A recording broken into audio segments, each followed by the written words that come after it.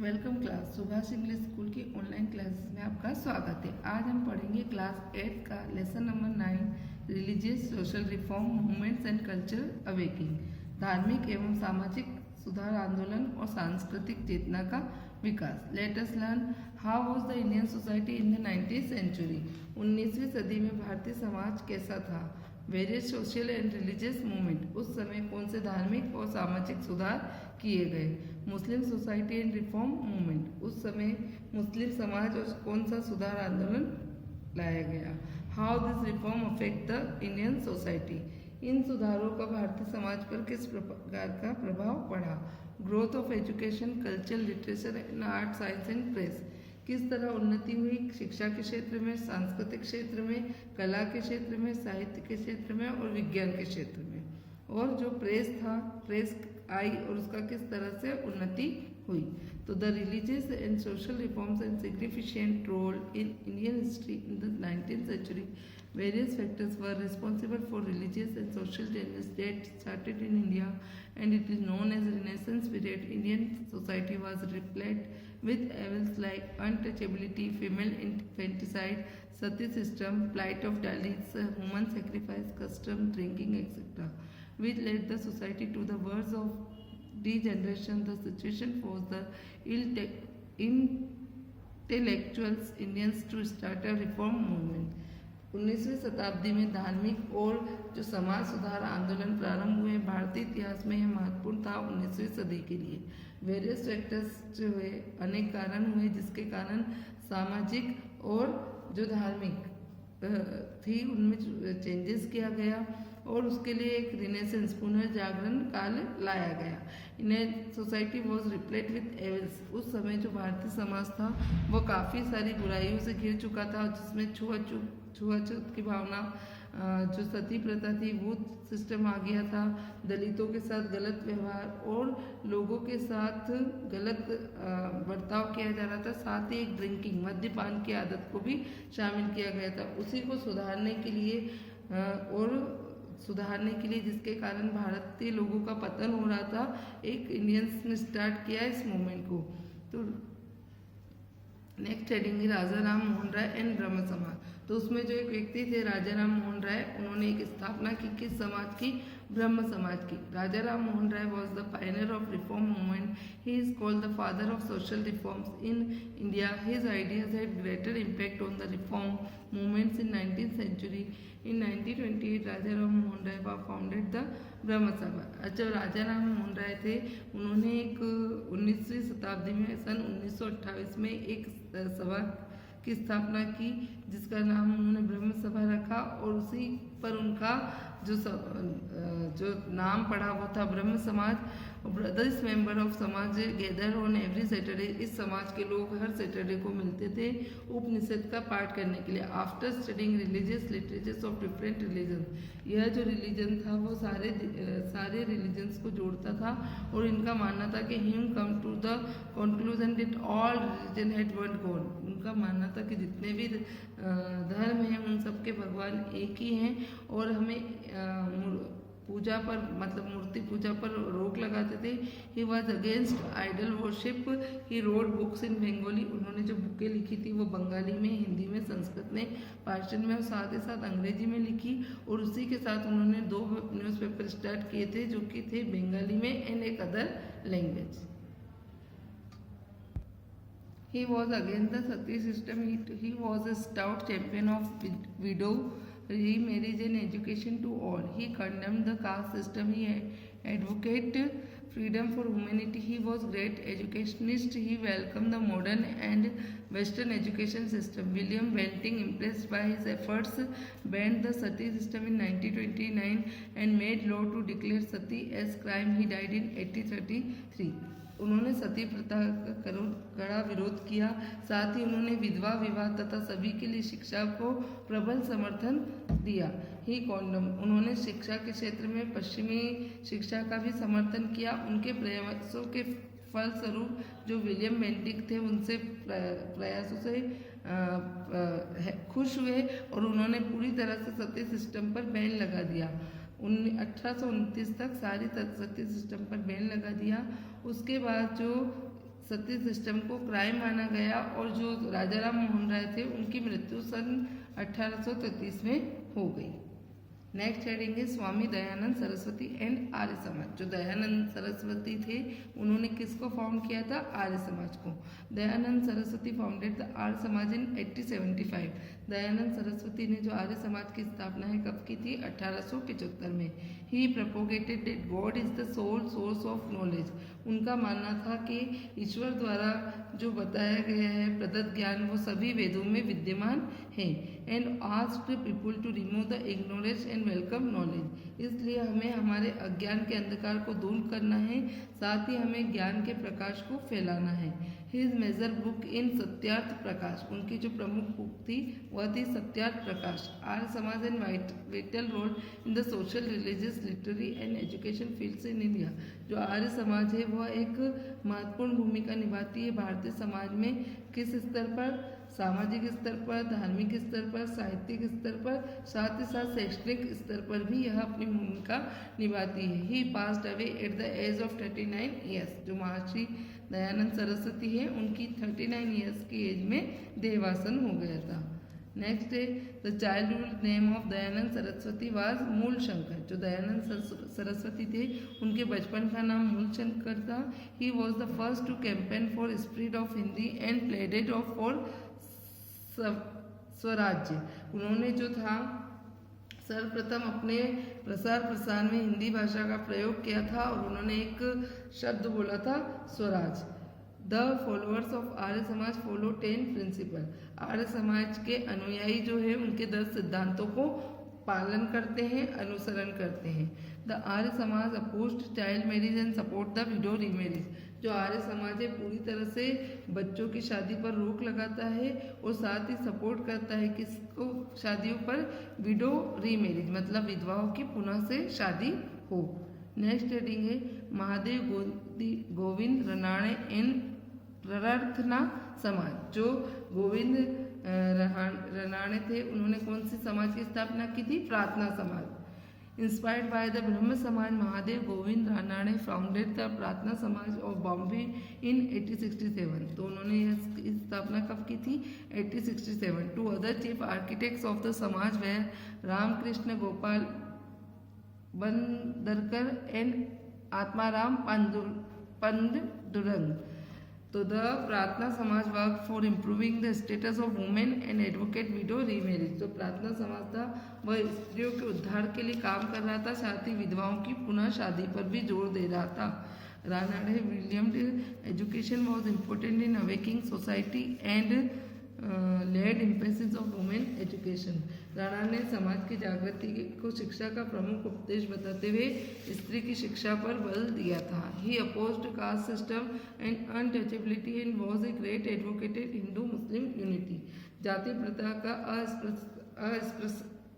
अस्पृश्यता का उन्होंने विरोध किया, साथ ही वह हिंदू और मुस्लिम दोनों कम्युनिटी के लिए एक अच्छे महान वकील माने जाते थे। He started school for girls of lower classes. उन्होंने दलित कन्याओं के लिए भी स्कूल खोला था, क्योंकि पहले दलितों को स्कूलों में पढ़ाया नहीं जाता था और साथ के साथ अगर वो लड़की है तो उसको बिल्कुल नहीं। तो इन्होंने एक प्रयास किया था जिसमें वो जो दलित समाज की गर्ल्स हैं, जो मध्यम वर्ग की गर्ल्स हैं, उनको भी पढ़ाया जाए। He founded Deccan Education Society in 1884, opened a school which was later is known as famous Fergusson College of Pune। सन 1884 में उन्होंने एक डेक्कन एजुकेशन की सोसाइटी की स्थापना की, जिसके बाद एक फर्ग्यूसन कॉलेज स्थापित हुआ, जो कॉलेज कहाँ एस्टेब्लिश है? पुणे में। इन 1905 Gopal Krishna Gokhale also supported the Prarthana समाज। जो 1905 था उसमें गोपाल कृष्ण गोखले भी सपोर्टेड, मतलब उन्होंने भी समर्थन किया किसका? प्रार्थना समाज का। नेक्स्ट हेडिंग है ज्योतिबा फुले एंड सत्याशोधक समाज। जो ज्योतिबा फुले थी उन्होंने कौन से समाज की स्थापना की? Satyashodhak Samaj. The ongoing social reform movements in Bengal and Bombay inspired Jyotiba Phule and so he founded the Satyashodhak Samaj in Maharashtra and also started a school of Dalit. जो ज्योतिबा फुले थी वह इन समाज की स्थापना से प्रेरित होकर उन्होंने भी एक समाज की स्थापना की जिसका काम भी यही था कि दलितों के लिए स्कूल खोले जाए। He oppose untouchability and launched a movement and was able to make the society aware of the problems of Dalit. इनका था कि जो उस समय दलित जो समाज था उससे लोग बहुत घृणा करते थे, उनसे छूने पर रोक लगते थे, उनको कहीं भी नहीं जाने दिया जाता था। तो एक आंदोलन चलाया गया जिसमें इनके उद्धार के लिए भी कुछ काम हो और लोगों को जागरूक बनाए कि इनकी इस समस्याओं को हमें सुलझाना है। Next he was stay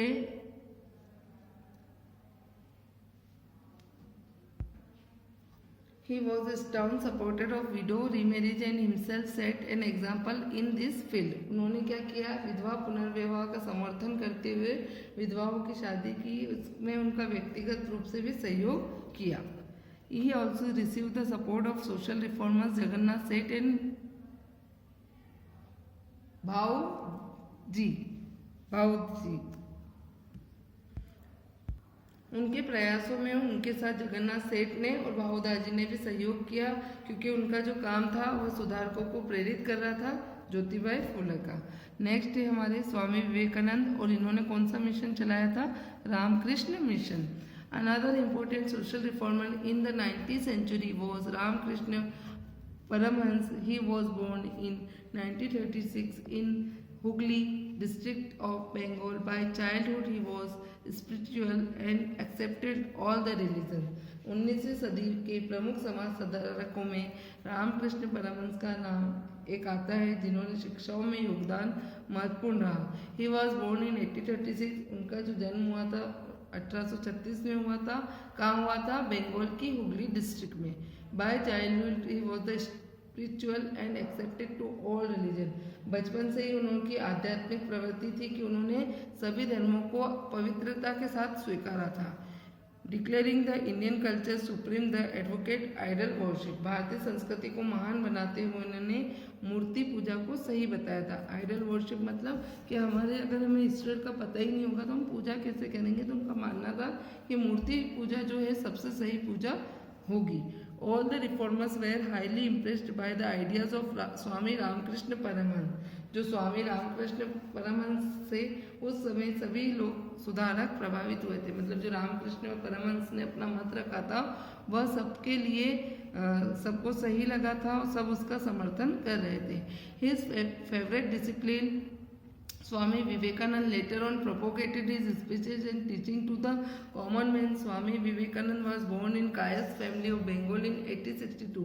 In his childhood, he was known as Narendranath. It was the search of knowledge that led him to Swami Ramakrishna Paramahansa, and deeply inspired by him, Vivekananda established Ramakrishna Mission in 1897. जो स्वामी विवेकानंद थे उनका जन्म जो था 1863 में बंगाल में हुआ था।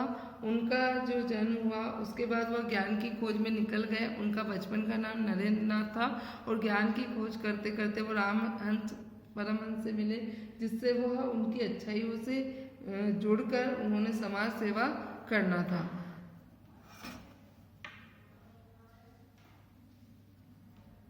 The mission did commendable relief works in floods, famines and epidemics and ran education institutions. Mission के बाढ़, अकाल, प्राकृतिक विपदाओं, महामारी और साथ ही साथ समाज में अनेक राहत कार्य के लिए अनेक संस्थाएं भी स्थापित की गई।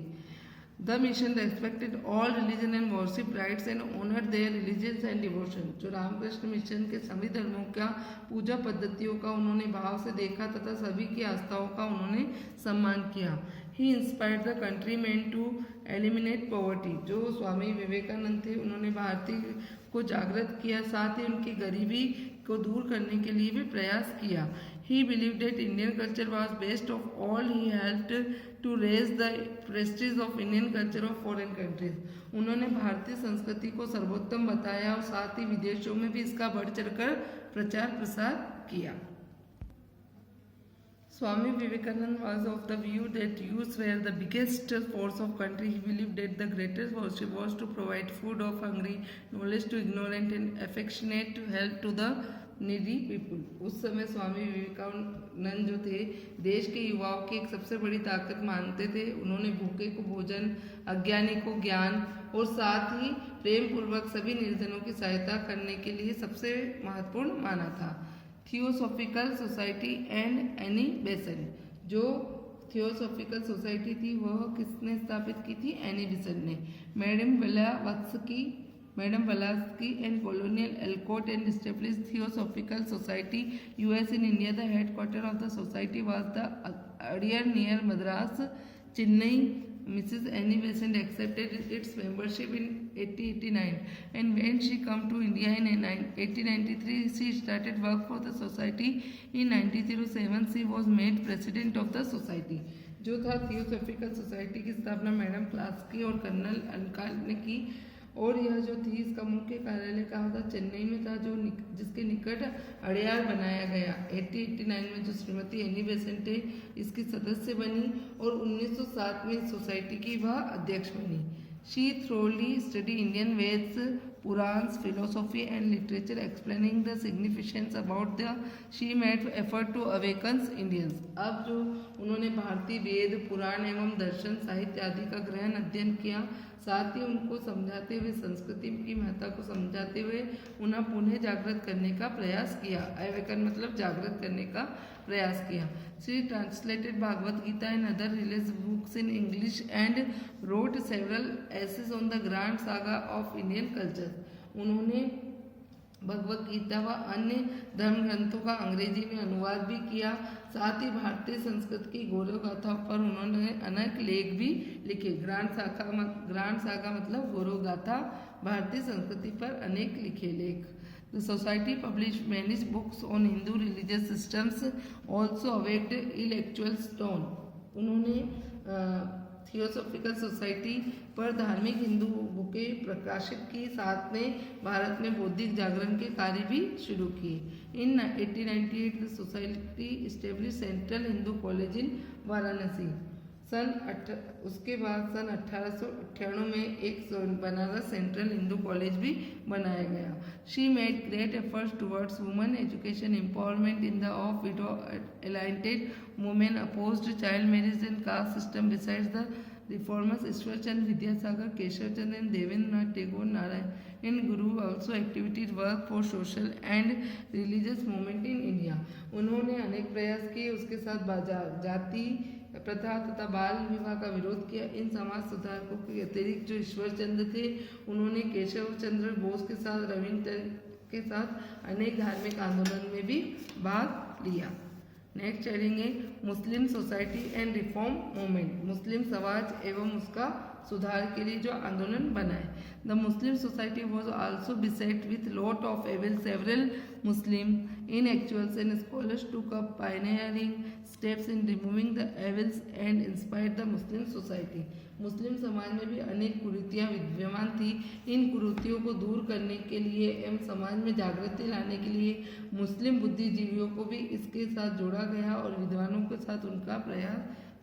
साथ जोड़कर प्रयास किया गया। First day Nawab Abdul Latif founded the Mohammedan literary society of Calcutta in 1863।